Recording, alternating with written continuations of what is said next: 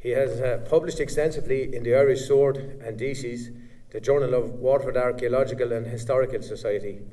He's a chemist, an historian, and a local man, and we're delighted to have him here to speak to us this morning. Please welcome Mr. Pat McCarthy. Well, good morning, everybody. And first of all, I'd like to thank the Council of Trade Unions for hosting this event. And fair play to them. It's great to be standing in front of live people rather than a computer talking to myself on Zoom. So again, I would thank them very much for the invitation. Now, there's a story told about virtually every Irish political leader of the 19th century, especially about Daniel O'Connell, and even more so about Charles Stewart Parnell.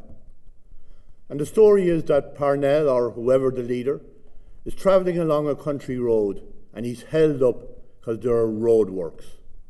Now, roadworks at the time consisted of labourers breaking stones with a hammer from the big chunks of rock that came out of the quarries. They would break it down to very small stones which would be used to fill the potholes. Roads were not tarmacked or covered in any way. And Parnell is held up and he's sitting in his carriage, and one of the labourers recognises him and says, "Mr. Parnell, sir, tell me, is it true that Ireland will soon have its own parliament and will be free?" And Parnell answers, "Yes, and you'll still be breaking stones." And Yeats put it in a little poem. Parnell came down the road and said to the cheering man, "Ireland shall have our freedom and you still break stone." So what I want to look at in this talk is paint a picture of the workers of Waterford in 1914. And in particular, looking at the labourers, and within that, looking at the rural labourers who were in many ways at the absolute bottom of the ladder. See how the First World War impacted, and the War of Independence, and the part they played in the War of Independence, and then the impact of the Civil War and the economics on it. And in particular, 1923, the climactic year.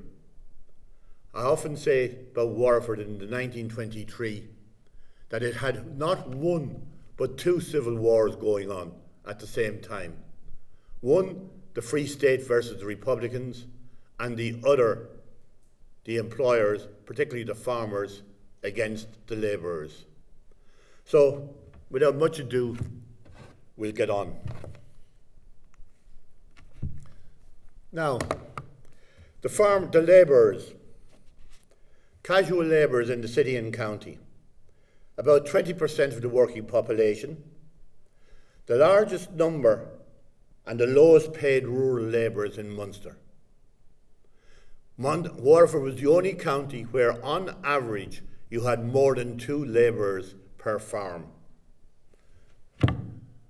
In the city, slum conditions for some, and I'll come back to that, not unionised, no leadership, no voice.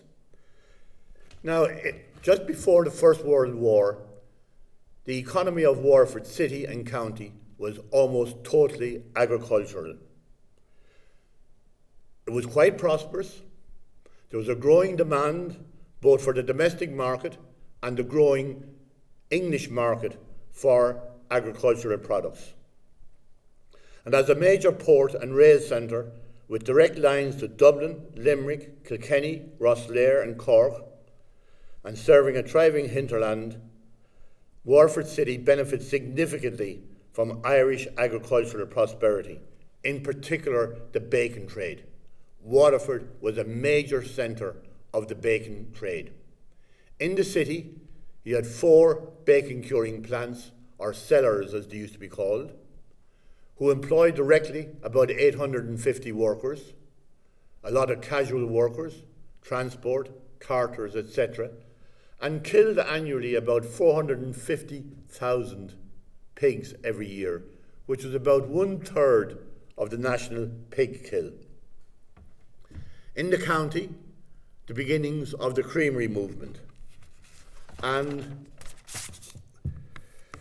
the city's over-reliance on agriculture, though, was brought home in 1913 when a pig being brought in from Tipperary was diagnosed with foot and mouth disease. Everything stopped. The factories laid off their workers for 2 months. Railway workers were laid off, carters, casual labourers, all suffered. And that showed it was dependent on the agricultural sector. Now, obviously, this prosperity did not benefit everybody equally. In the city, you had some very, very prosperous people living mostly along the Dunmore Road, the Dunmore East Road, and you also had a thriving middle class of professions, merchants, and so on like that, and who enjoyed a comfortable lifestyle. And at the other end of the scale, you had the labourers. Now, the 1911 census enumerated about 8,000 labourers. Some of the unskilled labourers could not find regular employment, and some of them lived in appalling slums. But it was estimated about 5% of those labourers and their families lived in appalling slums. About 1,400 people in all. But compare that to Dublin, where 20% of the population lived in similar conditions. And I'll come back to that. Waterford was very advanced in terms of social housing, as we would say. In the same way, there was, in the countryside, you had the same, if you like, divided economy. The rural labourers who might earn 15 to 18 shillings a week for a 6 or a 7 day week. They were, again, as I say, at the bottom of the pool. Now, I mentioned there, no franchise, no leadership. But let's look at the political situation. John Redmond, representing Waterford as he had done so since 1891, what were his views? Well, at the general election of 1892, he said, "Therefore, I am strongly in favour of the principle of trade unionism. I would appeal to the labouring population of Waterford to strengthen their organisation, act with regard to the general interest of the community. Every reasonable demand made on the part of Labour has my support." A certain amount of paternalism there, subject to the general condition, subject to the general, with regard to the general interests of the community. So he was not anti-Labour, but kind of, if you like, paternalistic. But he was an excellent constituency MP. He had a great track record in extracting money out of the British government for Waterford, reflected in the bridge, the infirmary, De La Salle College, and in particular, social housing. The small single-storey houses that you see, we say in Ignatius Street, at the top of Mount St. Avenue, in Short Course, around the city, were all built in the first decade of the 20th century with money got from England. And it was a tribute to Redmond that he emphasised that. Now, representing the county, you had J.J. O'Shea. O'Shea had founded the Land and Labour Association in 1894, and he was a man that campaigned for radical changes to land and labour laws. He favoured small holdings, and as a result of himself and Redmond, Waterford County had one of the highest percentages relative to its population of labourers' cottages, each with a half an acre. Some 2,500 were built within a few years. And very, very interestingly, he was interviewed in the Manchester Guardian in 1913, And he said, when we get home rule, the Irish Parliamentary Party, he says, will divide into two parts. One will be representing the property interests, the professions, and the other will be representing the labourers, the working class. And he made it quite clear which side he was on. So he was regarded as quite radical. Now, but I often think, though, the bitter words of Sean O'Faolain when he was talking about Cork just before the First World War could be applied to a lot of other parts of Ireland. And they were, it wasn't the city, this is Cork, merely a country town filled with half-rich and pauper poor, and small merchants and petty tradesmen who fatted the priests and kept the monks and the nuns and the starveling beggars alive, and made those half-rich happy in their half-wealth. Bitter, but an element of truth in it. Now, all of that changed with the advent of the First World War. Of course, the first and most immediate impact was recruitment. And recruitment in Waterford, as in the rest of Ireland, and as in England and everywhere else, was mostly from the urban poor, the labourers, the casual labourers. And they joined up. And of course, the war meant death. And that was summarised in a sense by the experience of the Collins family. 6 sons went off to war, 4 from Phillip Street. 4 died. One spent 3 years as a prisoner of war in horrific conditions in a Bulgarian prisoner of war camp. And I remember reading it, and it said that he came home a psychiatric wreck. And I remember reading where somebody talked about the other brother came through the war unscathed. Now, how you could use the word unscathed when 4 of his brothers had been killed and the third was a permanent psychological cripple. But that was, if you like, the symbol of the sacrifice. And also, of course, you had the sinking of the 2 small ships in December 1917 on the cattle run between Waterford and Liverpool. 83 people died in that week, 69 of them from the city. 1 week, just before Christmas, and only 1 body was ever found. So that was the immediate impact. But, I'll just go back a little bit. That was the immediate human impact. But there's no doubt about it, the war brought to Ireland an unprecedented prosperity. Up and down the country, in industry and in agriculture, all the signs were that prosperity was both more solid and more widely diffused than any time previously. And first of all, there was separation money, which came up in the course of the discussion last night, and I won't go back over it. But equally, when men joined the army, and a lot of those who did had employment. They did it for patriotic reasons, responding to John Redmond's call. They had to be replaced in their jobs. So that created vacancies. As well as that, you also had the munitions factory, which we mentioned last night as well. And you also had other contracts. Johnny Hearn, the builder, got a massive contract for making ammunition boxes. He took on over 100 extra workers.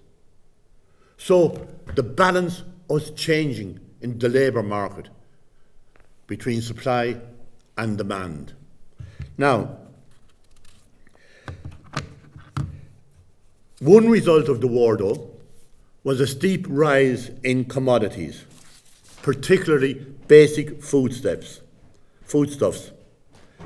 Tea increased by 49% in the first year, eggs by 45%, bread by 26%. And as a result, That impacted on the workers, but they responded. And in 1915, the Clyde Shipping Company agreed to give their workers a war allowance of an extra 5 shillings a week after a short strike of 5 days. Now, interestingly, in 1916, beginning of 1916, the dockers went on strike and again secured a war bonus. The corporation workers secured a war bonus of 4 shillings a week. When the dockers went on strike, the Irish Transport and General Workers Union refused to support them because essentially the union was broke after the lockout. And as a result, the dockers left the Irish Transport Union, joined the National Union of Dock Labourers, which later was absorbed by the Amalgamated Transport, hence the arrival of the ATGWU in Waterford. Now,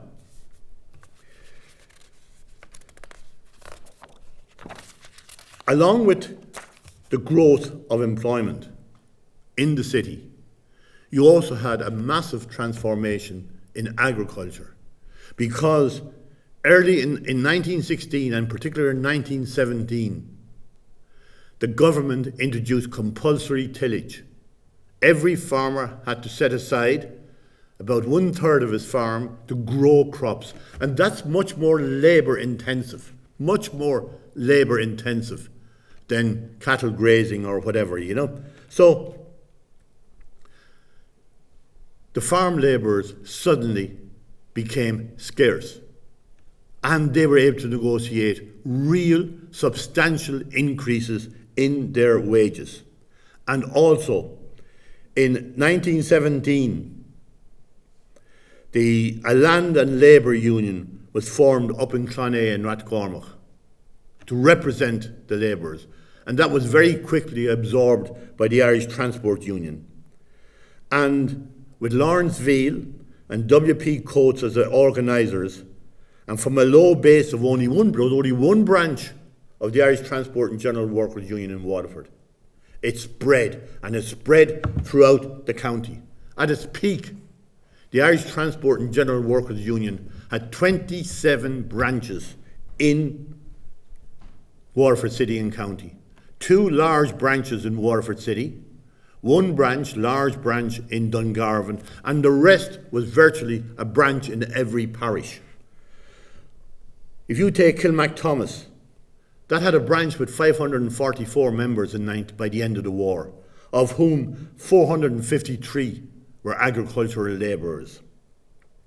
So the union was going from strength to strength right across the county, that. Now, also firms that had not been unionised in the city came under pressure. Tommy Dunn, full-time secretary of the city branch, recalled in a memoir, every firm of size joined up. At first, there was much talk of resistance and talk of forming an employers' federation, but the only opposition came from the building employers led by John Hearn. A strike notice made him change his mind in a week. So again, the union are growing and growing in power and prepared to use that power. And it wasn't just the transport union. You also had the Waterford, the Women's Workers Union, established branches here, and others. And politically, for a period, the Waterford City Trades Council changed its name to the Waterford and District Workers' Council, shortened to just the Waterford Workers' Council, an indication of a growing left involved in it. Now, as I say, the Collins brothers, the symbol of the sacrifice, the 2 ships, and of course the memorial wall in Dungarvan. So, as I say, huge economic benefit. It was an era of prosperity and the growth of the trade unions. And there was one lovely comment from County Inspector Hetreed head of the RIC in Waterford City and County. He said, the farmers have done well out of the war. And he said they are not anxious to share their new wealth with their labourers. But threats of strike, etc., soon made them share. So, they are doing well, and of course, the most visible symbol was the munitions factory out there at Bilberry, on the old South Railway Station. Now, this is a very interesting one. It shows you the growth of the Irish Transport and General Workers Union. The first, on the left, shows you the branches in 1916. And you can see only one branch in Waterford. Cork, Killarney, Tralee, a couple of branches in Dublin, one in Dunleary. Very, very sparse. Then it begins to grow in 1917. Interestingly, the Waterford branch seems to have disappeared. Now, it may well have continued in existence, but didn't pay its dues. But look at 1918. The growth right throughout the country and in Waterford of the trade union, of the Irish Transport and General Workers Union. And see the way the branches are scattered across the county. Down there at the, you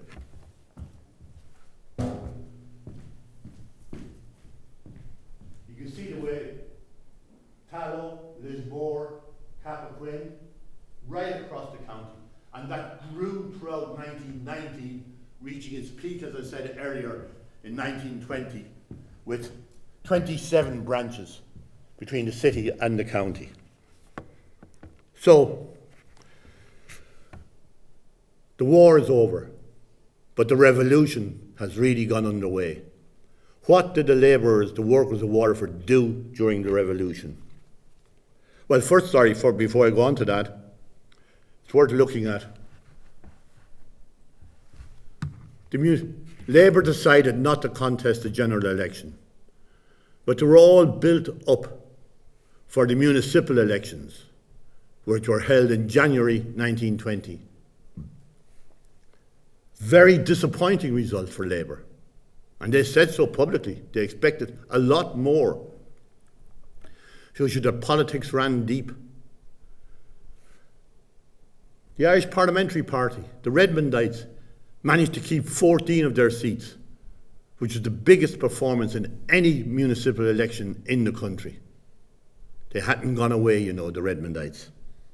Now, in supporting the revolution, there was two major events. April 1920, prisoners went on hunger strike in Mountjoy. The Irish Trade Union Congress in April called a one-day general strike in support of the Republican prisoners, which included a number of Waterford men, such as Patrick Dalton, and I'll mention him again, and Pat Brazel, who was in Wormwood Scrubs. For the general strike, the Waterford Workers' Council coordinated everything, and their actions made headline all across the United Kingdom. The Manchester Guardian reported that a delegation of Southern Unionists had met Andrew Bonner Law, and according to him, a member of the deputation gave a full account of happenings in Waterford under the Soviet government. The Labour movement had taken over Waterford. The city, he states, was taken over by a Soviet commissioner and 3 associates. The Sinn Féin mayor abdicated, and the Soviet issued orders to the population, which all had to obey. Now, there was some street scuffling between the Redmondites and Ballybricken and the Sinn Féin. They ordered all the pubs closed, and they set up temperance patrols to visit the pubs and make sure. Some problems in the pubs on Ballybricken, which refused to close, but that's what you'd expect. For 2 days, until a telegram arrived reporting the release of the hunger strikers, the city was in the hands of these men. Large bodies of pickets, armed with sticks, marching through the city in military formation, enforced the strike. Huge crowds gathered outside the city hall to listen to speeches, while the proceedings invariably ended with the singing of the red flag. That's the Manchester Guardian's report. Now, the government quickly capitulated and released the hunger strikers. The Workers' Council, the Waterford Workers' Council, then formally handed control of the city back to the mayor, Dr. Vincent White, who congratulated, and I quote, the Soviet government of Waterford on a very effective, masterly and successful administration. A few days later, the Waterford prisoners returned home to a triumphant welcome. Now, in all of that, there was a huge element of theatre in it, have no doubt about it. A huge element of theatre, but it worked. And it worked because of the strength of the workers. And that was the council that controlled the city for those 2 days. Vincent White, the mayor, is there in the centre. Beside him is Luke Larkin, president of the Trades Council. You can see some ladies present there in it as well. So that was the Soviet government of Waterford. Now, there was another episode in the War of Independence where the workers of Waterford, along with the workers in the rest of the country, took a very prominent part. In May 1920, the dockers in Dublin port refused to unload military supplies from a cargo vessel. A detachment of the Royal Engineers, the British Army, intervened and unloaded the vessel. The dockers then refused to put the cargo into railway wagons. The engineers, the British Army, loaded the wagons. The railway men refused to drive the wagons. So that action spread throughout the country. And it took a new form when on the 14th of June, a driver at Waterford, John Condon of Ferrybank, refused to take a train out that had 120 men of the Devonshire Regiment on board. He was dismissed instantly.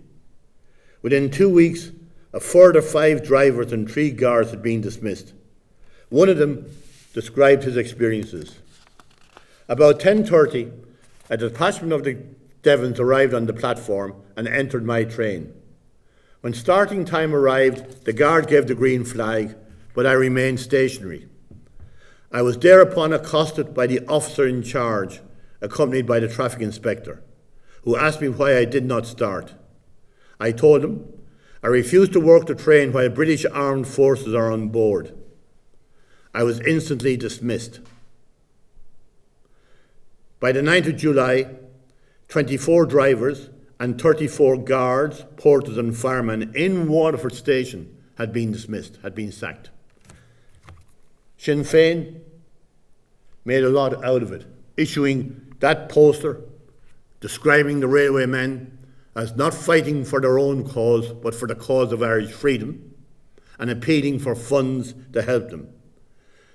The trade unions in Waterford mobilised and raised about £10,000, which was the highest amounts in the country, to distribute among the striking railwaymen. And that strike went on until December 1920. It had a huge impact on the operations of the military.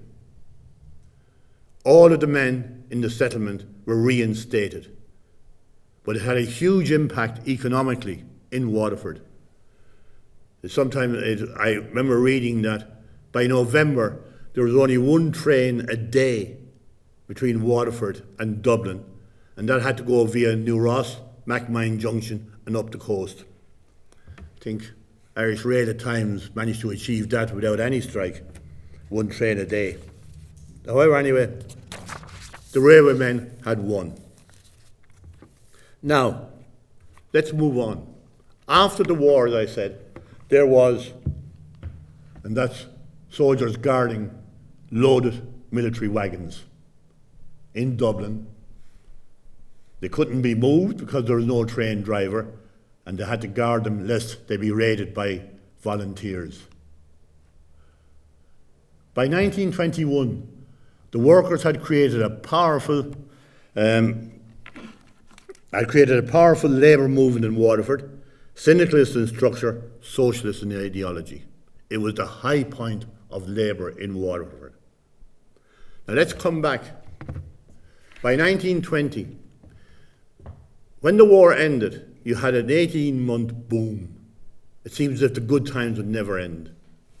But from the 1920, from about mid-1920 on, the boom was over. Depression set in, markets collapsed. Just before that, the farmers were uniting. They formed the Waterford Farmers Union under the leadership of Sir John Keane of Cappoquin. In May 1920, just before the boom collapsed,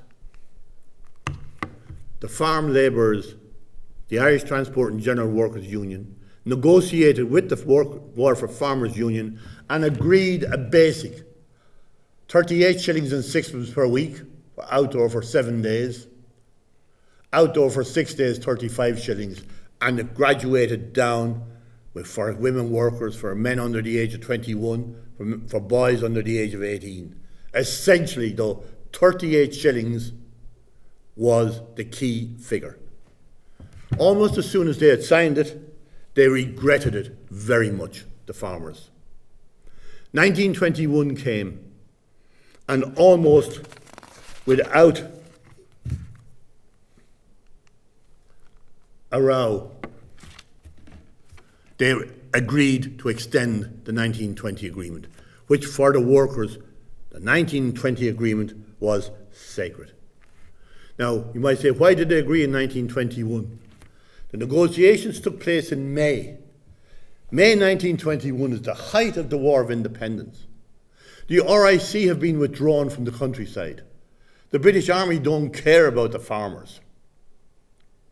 So the IRA were in control of a lot of the countryside. It was the bad time for the farmers to pick a row. They gave in. Renewed the agreement for a year. A year later, it's up again. And the farmers refused to give the 38 shillings. They instead offered 30 shillings a week. And immediately there was a county-wide strike.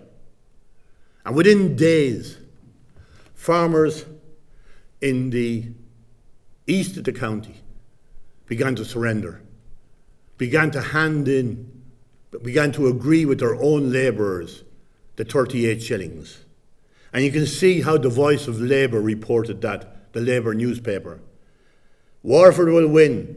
First stages of farm fight are heartening. Dungarvan already settled. Excellent reports from all other areas.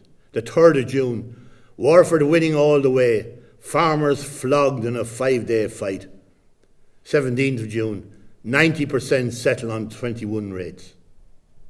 But West Waterford, the largest states, was different. When a farmer agreed to keep the 38 shillings, he was issued with a pass, because the most effective tactic that the union had was the blockade. Block the roads leading to a farm. He can't get his goods out to sell, his cattle, his produce out to sell, and he cannot get in supplies. He can't even get in supplies of food to feed himself. But if you agreed with the union, you were issued with a formal pass. But as I say, in West Waterford, it was different. The big estates,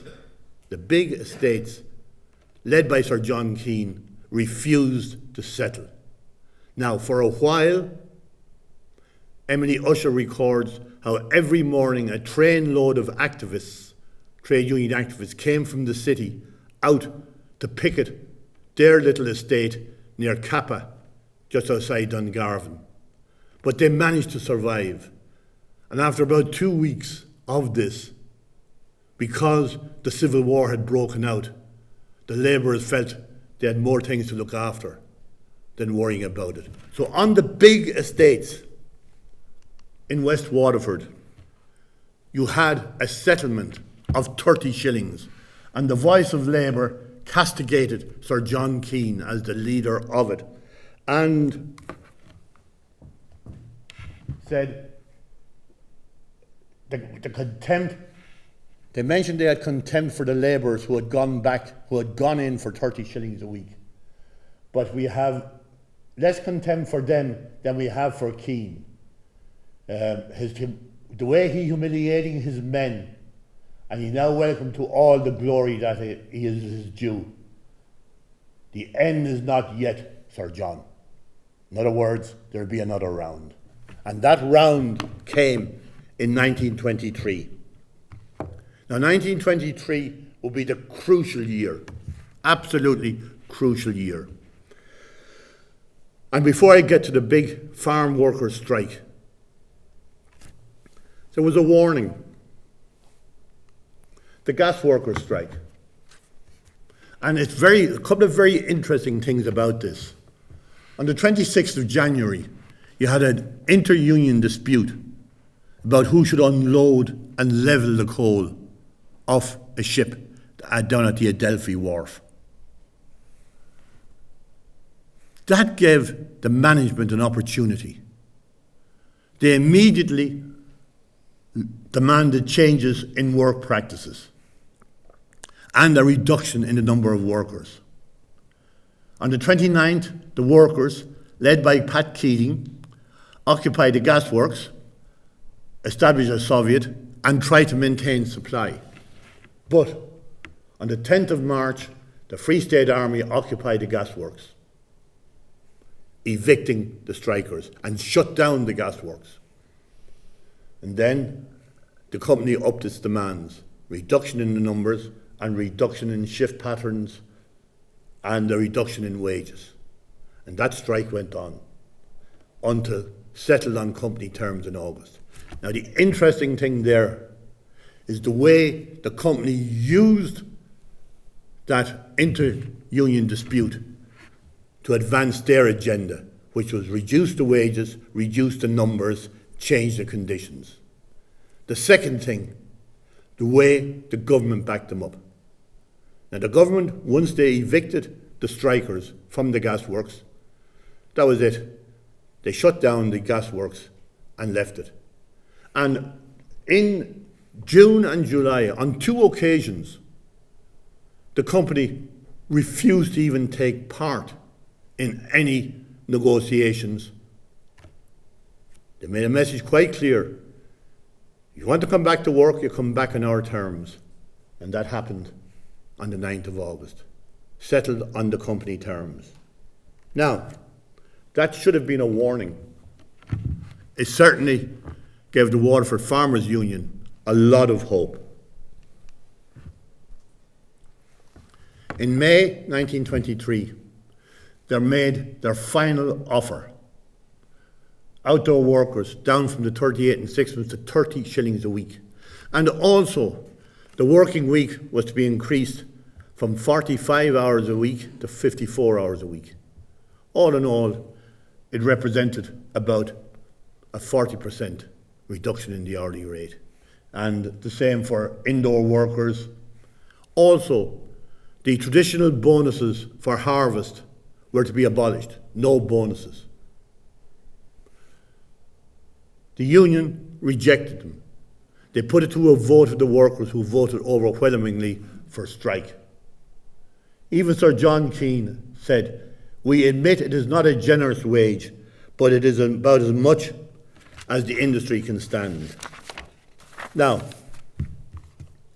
from the workers' point of view, now, in West Waterford, the union agreed that the men who had gone back to work there on 30 shillings a week need not come out and strike.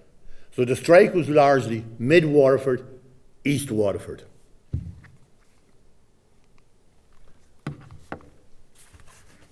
On the 18th of May, they started blockading, and a couple of very interesting episodes happened.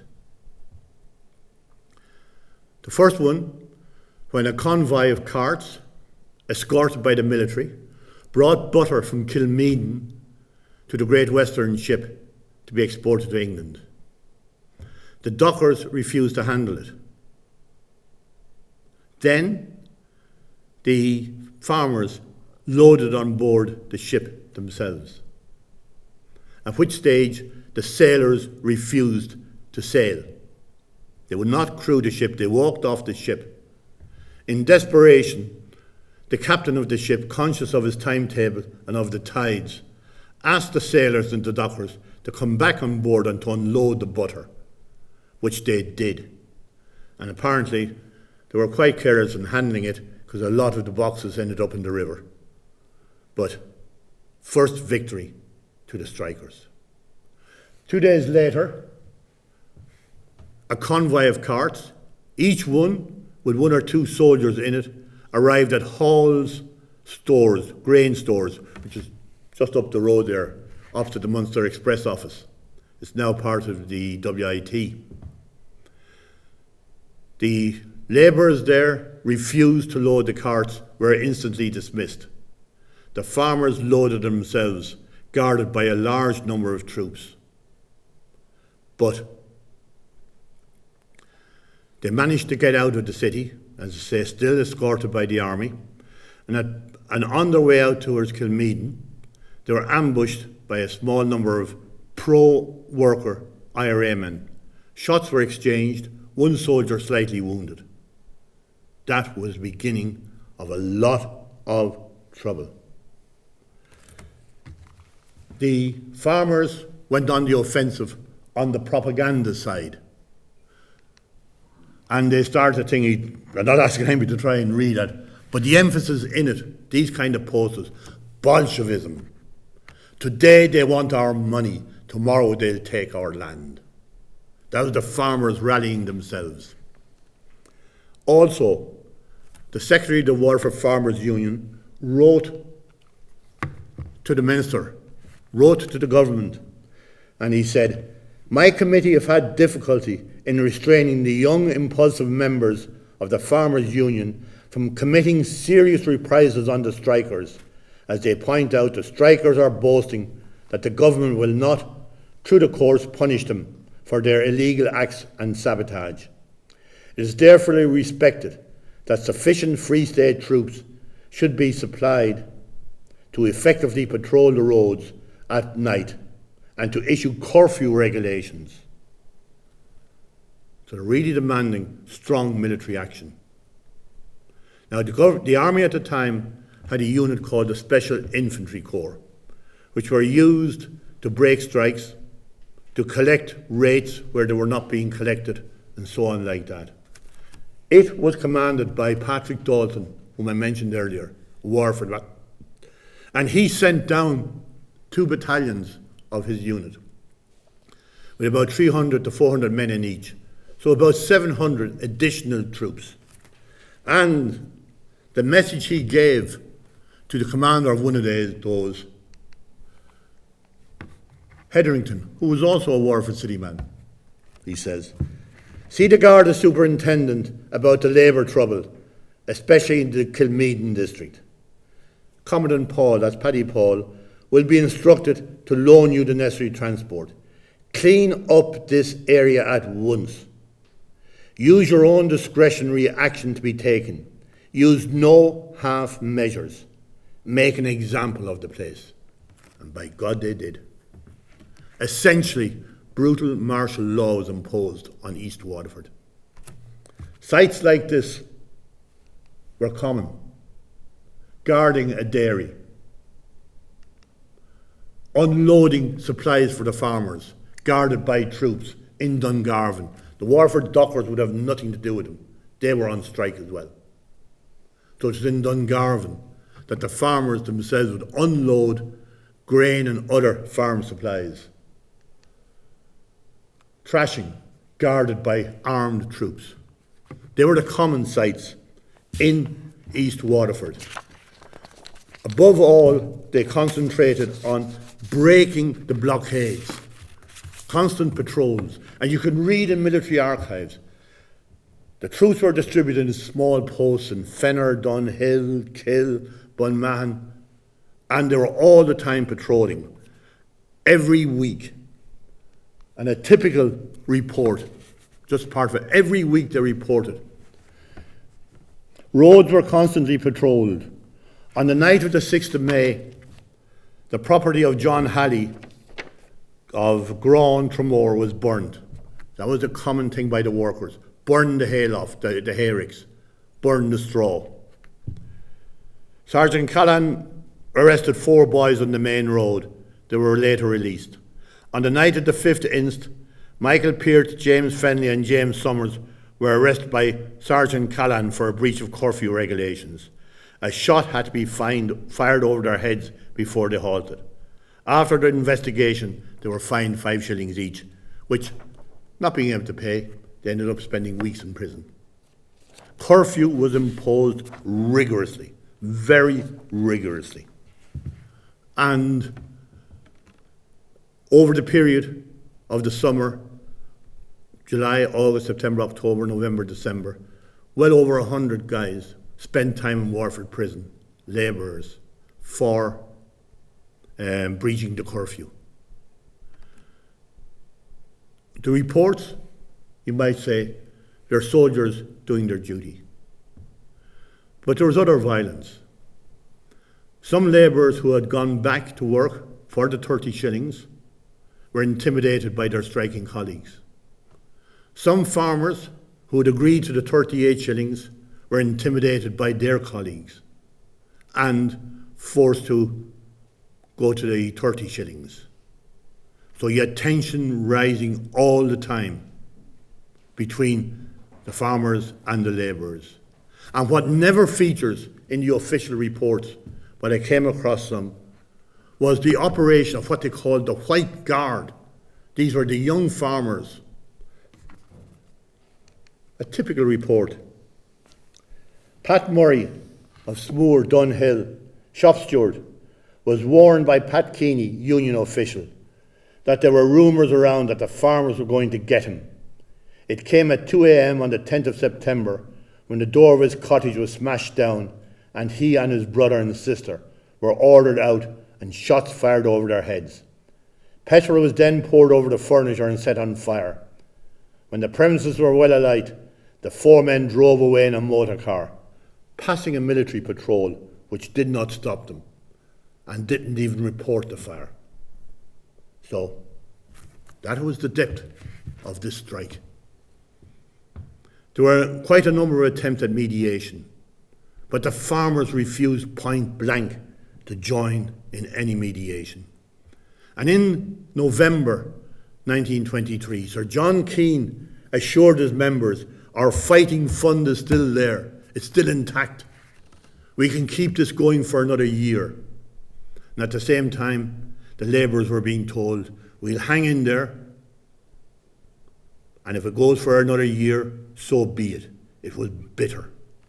But there was a third element involved. Irish Transport and General Workers Union headquarters.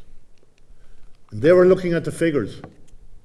From head office, the head office view, remitted to head office, these were the dues due from the union in Waterford. And this covers mid and east Waterford, and it covers the period from about May until October 1923. They received £1,295. They had to receive from head office £17,348. They were becoming very worried that the union would be bankrupt before long. So, in early December, the man in the centre of the front row, William O'Brien, General Secretary of the Irish Transport and General Workers Union, along with Thomas Foran, the President of the Union, came down to a meeting in Waterford. And at that meeting, he told them, you're getting your strike pay today. That's the last. I'm stopping the strike pay with immediate effect. And that broke the union. They had to issue a statement. In order to save the organisation locally, it was decided that all should return to work forthwith and await a favourable opportunity to recover lost ground. They had to admit defeat. But there wasn't an immediate return to work. The farmers made it quite clear. Each farm was different. Each individual farmer would decide who would return to work and when. And a lot of them never got their jobs back. It was the dole or the boat to England. So to answer the question that I raised at the beginning, were they still breaking stone? High unemployment in 1923, emigration, reduced wages, and the Irish Transport and General Workers Union collapsed in Waterford. The 27 branches virtually disappeared. Within just over a year, there was only one small branch left, and that was in Waterford City. All the others had disappeared. It had a huge impact on the union and on Labour politics. And the Labour Party in Waterford, it had got 2 TDs in the 1922 election. It got none in the 27 election, and for another 20 years after that, for 25 years after that, they did not return a Labour TD. Now, I will leave the last word to the then president of the Waterford Workers' Council, or the Waterford Council of Trade Unions, as it is now called. Speaking the following year, 1924, Liam Curran, president, summed it up when he said, "They were told that the day that the Free State Treaty was signed, that they had obtained the greatest Magna Carta for workers the world had ever seen. Well, now they, the workers, had no work, and they could lie out in the fields or stand on the quay and look up at the flag on Reginald's Tower and say, 'Now we are free.' Free to go home and starve with their wives and children." Thanks.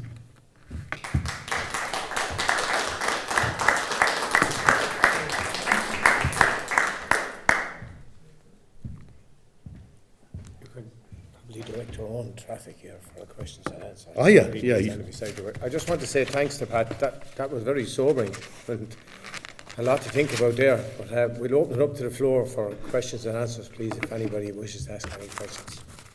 Yep. Thanks very much for a very interesting talk. I was very interested in the graphic that showed the proliferation of ITGWU branches around the country and the sudden increase, but that increase was quite absent from the 6 counties. I think I counted about only 9 new branches, ITGWU branches, up in the north. And given the level of industrialisation in the northeast, I think that's a very interesting observation. I was just wondering if you had any thoughts about that. I haven't thought about it, but my instinctive reaction would be the shipyard workers, the engineering works like Mackey's, the linen and flaxman, were highly unionised, but they tended to be branches of the English-based unions.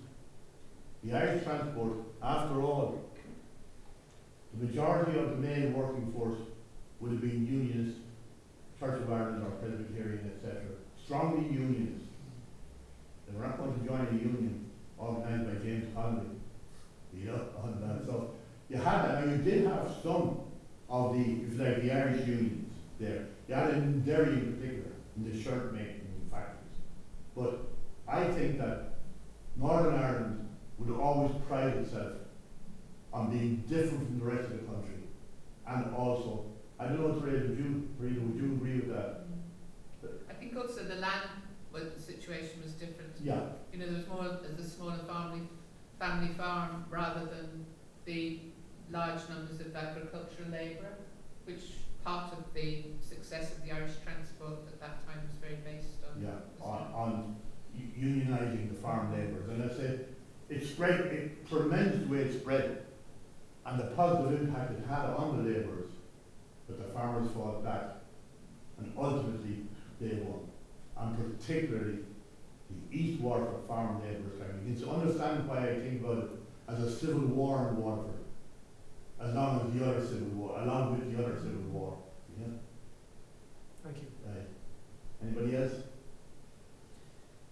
You were just saying there about how the British came in to sort of break some of the blockades and various things around the county, and there was, I suppose, the odd skirmish with a few IRA volunteers who were friendly towards the workers. I would have thought that there would be a much greater link between the IRA brigades at the time and the workers. That there would have been, I would have thought there would be much more, if you want to call it military support, to back up what would have been very vulnerable workers coming under attack. Have you any views as to why that didn't happen? Well, that's a fascinating question.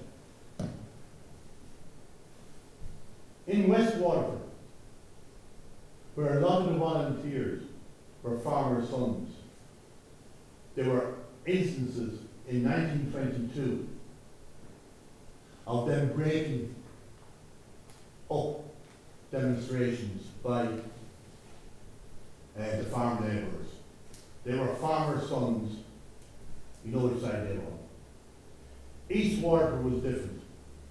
Frank Edwards described how himself, I remember 1922, the IRA, it was before the Civil War, British Army is gone, the RIC is gone, the IRA are in control. In East Waterford, he describes how himself and some of the IRA in East Waterford were sent out to Kilmac to break up a demonstration there.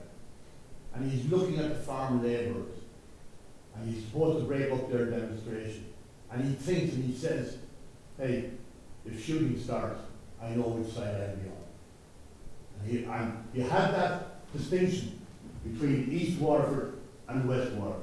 Now, the Army, the National Army, the Free State Army intelligence reports, they're full of there is the danger. In 1923, they always talk about the possibility, the danger of the anti-treaty IRA uniting with the workers and causing, and they loved using it, a Bolshevik menace. But it never happened. It never happened. You know, there was, if you like, one crowd were fighting for the Republic, the other crowd were fighting for a living wage, and they never met. Amazing, you know, in a sense, but they were completely separate. Yeah, but yeah, so I don't know if that answers the question, Joe. It does indeed. I think it was the classic thing, you know, nationalists, you know, they wanted to get rid of the Brits per se. Yeah. They didn't necessarily want to affect the class relations. Oh yeah. You know, whereas workers who had gone through struggle and that their consciences would have developed, and you know, it might have developed in a way that so look, we're selling our labour power to these counties, unless we bring down the whole caboodle and make sure that it's running out, the state is running out. That was the contradiction. Paddy Paul and that fought side by side with those people, and here he was coming in, you know. And so I think that my question though is, you mentioned Frank Edwards.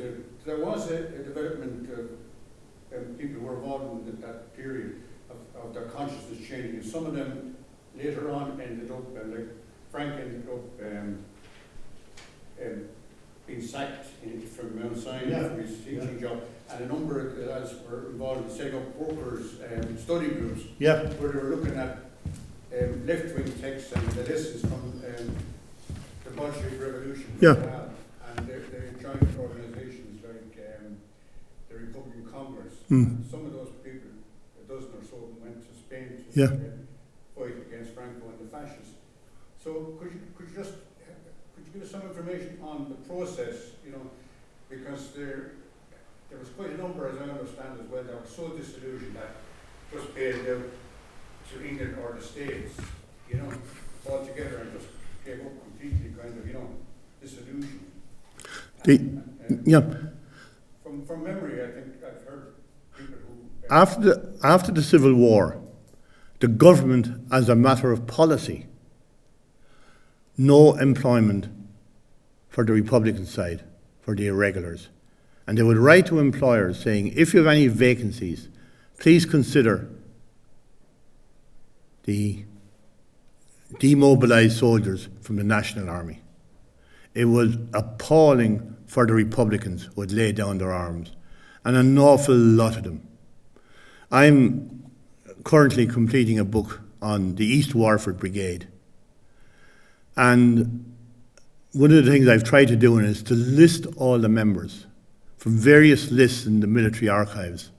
And the lists were drawn up in the 1930s. And they gave the address where the person was in the 1930s. And so many of them were in the US, in the UK. And you could say, yeah, they were the guys who went anti-treaty. And Pax Whelan, who was a plumber by trade, talked about how he and his family nearly starved in the 1920s because he could not get work in and around Dungarvan as a plumber because of government policy. And he said the only people who would give him work were some of the big house Protestants living nearby. Interesting that, with Pax. But you had that, if you like, kickback against the Republicans after the Civil War, and a lot of them. Now, to take a broader thing, this nationalism, you know the old thing, Labour can wait until we've got our freedom. Not that it did very much for the farm labourers getting our freedom. They were still breaking stones. But that was a common thing in all parts of nationalism. Oh, everything will be fine when we have our own government. And one of the reasons why John Redmond and the Irish Parliamentary Party voted against women's suffrage in the House of Commons in 1913. They voted against it. Was they were afraid that if they supported it, the Conservative Party would support the suffrage as well, and the result would be the collapse of the Liberal government, and with it would have gone Home Rule. So his idea again was, let us get Home Rule first, and then we'll sort out everything else. And that was, if you like, the nationalism. They had this holy grail of, if we get Home Rule, then we can sort out anything and everything else. So, and then whereas others always believed that, hey, the first thing to do is to get a living wage. It doesn't matter whether the living wage comes under whatever government. We need a living wage, we need to be able to influence things, and so on like that. You have these two strands, but you're right, you had the small minority strand. And don't ever underestimate the power of the church, on that. And the whole spectre, we can look back on the period, and when you think of the Warford Soviet supporting the hunger strikers, and they parading along singing the Internationale and the red flag, what the Manchester Guardian did not put in is that at the end of that parade would go from City Hall to the cathedral. And at the end of the parade, they'd all go into the cathedral and say the rosary. So it wasn't exactly your classic red revolutionary, but the headlines would always be Bolshevism, land grabbing, etc., etc. And that had its effect. Sorry. The revolutionary wave that kind of sweeping Europe between 28 and 23, or 1918 to 1923, and the Irish expression of that, that period of intense labour disputes and what have you, and the occupation movement of Soviets, particularly in Munster, surely workers, even though they may well have, they were Catholic and what have you, but surely they had a desire for something better than the way they lived, and an aspiration, because surely to God that the impact of the Russian Revolution had sent shockwaves across Europe and in Ireland as well. And the whole idea of Soviets being where workers could control things themselves.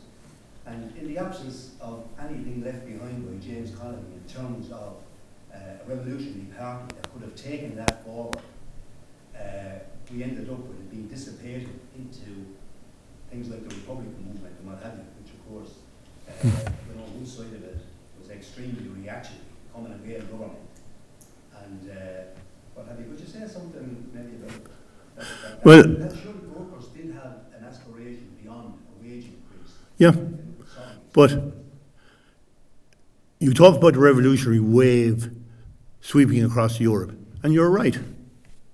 And the British government was terrified of it, and used to talk about Red Clydeside. And when the shipyard workers on the Clyde went on strike, the British government of the time, they were terrified of that. And at a couple of stages during the War of Independence, McCarthy, the British General Officer commanding forces in Ireland, would get an urgent message from London. Please have 5 or 6 or 7 battalions on standby to move to England in case the railway workers or the miners or the dockers go on strike.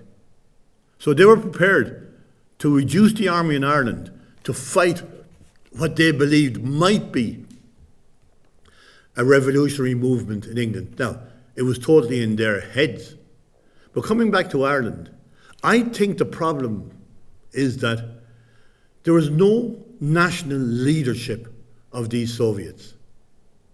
And they never got what I would call critical mass. They never reached a stage where, hey, this is the thing, we have enough power now to keep going.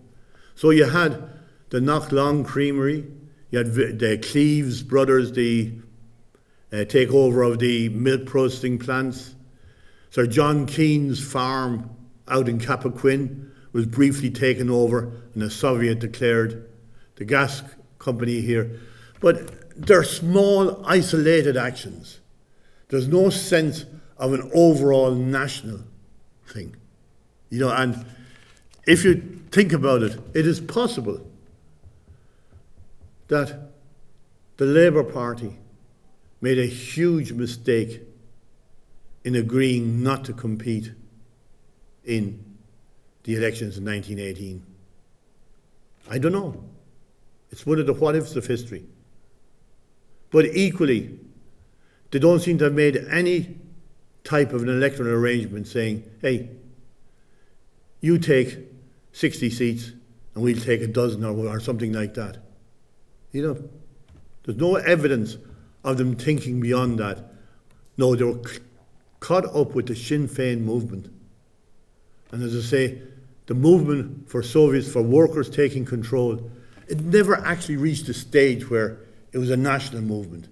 And because it was small and localised, the resources of the state were well able to crush it. Does that make sense? Yeah, because just on the Soviet, the gas house Soviet, I seem to recollect reading that when the strikers were eventually evicted, that every single penny was accounted for. Yeah. Yeah. Period of 6-8 weeks. Yeah. That they had service. They had maintained the service. Domestic users. Yeah. Of the gas And they collected the money. Yeah. And they accounted for it fully. Yeah, and I'm sure the experience was similar in other Soviets, where people had the power to run things themselves and could run them themselves, of course. But the absence of a leadership, and Connolly had Connolly left an intact leadership behind him, I think in the form of a revolutionary party, Yeah. wanted to go down that road. We may well have ended up with a different country, because we were talking last night, we didn't have any development on the left, right in Ireland. No. And it was interesting what I said about J.J. O'Shea, and he forecasting. In a home rule government, it will divide. You'll have the haves, you'll have the have-nots. You know, there was a man who was thinking ahead. Sorry, there. Yeah, excellent presentation, Pat, and you know, jogs our memories on areas that we've read about the period that you cover, and great contextualisation.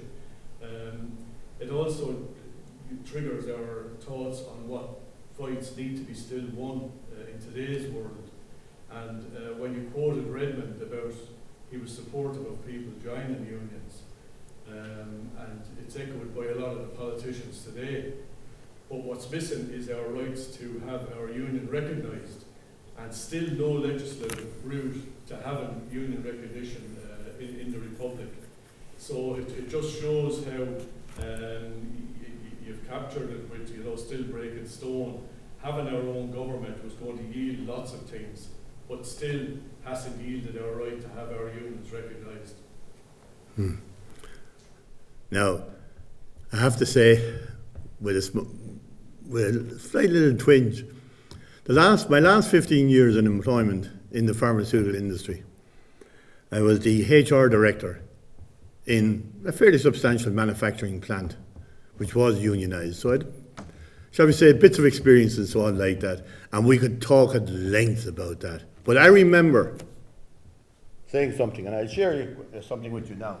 I remember talking over a cup of coffee with a very good branch secretary.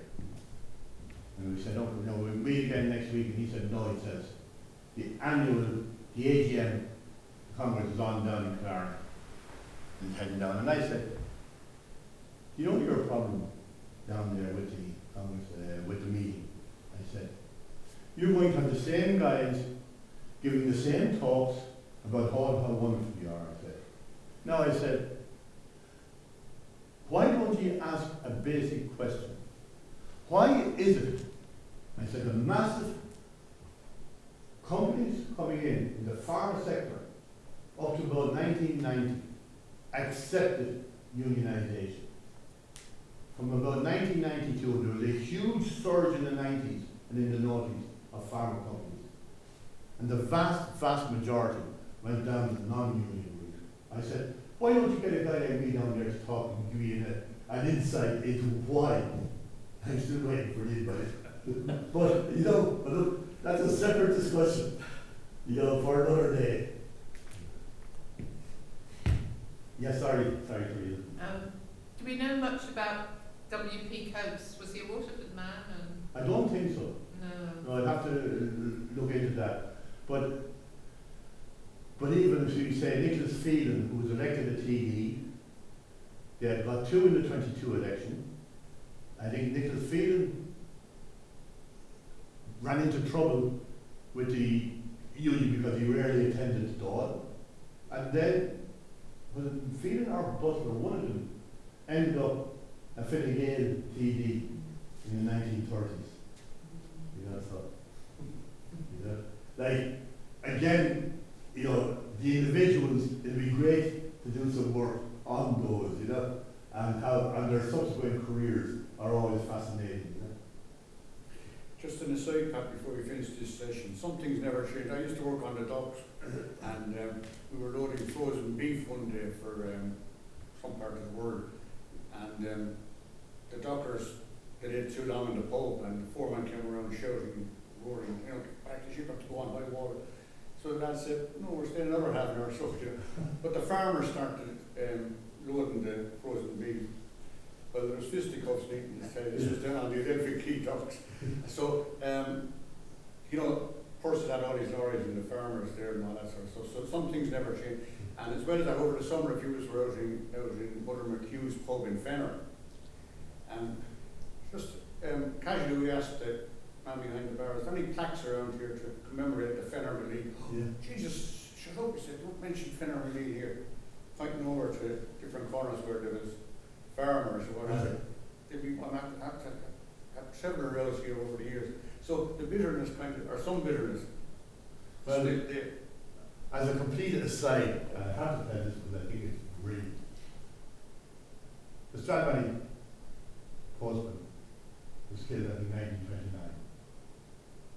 And still, over 40 years later, the father of a very good friend of mine was an electrician. He was doing some work out in West Waterford. They got paid on the Friday, and they went down to the pub, and there was only one pub in Stradbally. And they went in, and he said, "Pish." It was fairly crowded. And they ordered 2 bottles of stout, and they brought over, and he says to the barmaid, "Is this the pub where the postman was killed?" He said that. Absolute total silence descended. Absolute silence. And the barmaid said, "Drink up those now, sir, and get the hell out of here and never come back." And he said, he tried to be casual, take his time with the drink. And he said the absolute silence was the most threatening thing he'd ever experienced. So don't mention the postman strike. Okay, I'm sorry if I went on a bit long and so on like that. Yeah. Great. But I think it's a fascinating element, a fascinating angle to the workers. And, you know, Curran's thing, they were free now, free to go home and starve with their wives and children. I think, you know, it's appropriate, if you like, that the last word lies with the Waterford Council trade unions. Well, it's reminded me of John Hume used to tell the story about his father when he was a young fella, that he used to be out with his father and they were on a walk around Derry on a Saturday morning, and he said there was some fella that had a flag up and they were preaching, and if he wanted to go over, like I think he might have been 10 or 12 years of age, and his father caught him by the hand and said, "No son," he said, "we're going home," he said, "you can't eat the flag." Yeah. And that kind of, it's the same thing. Yeah. Okay, thanks again. Sorry, Joe.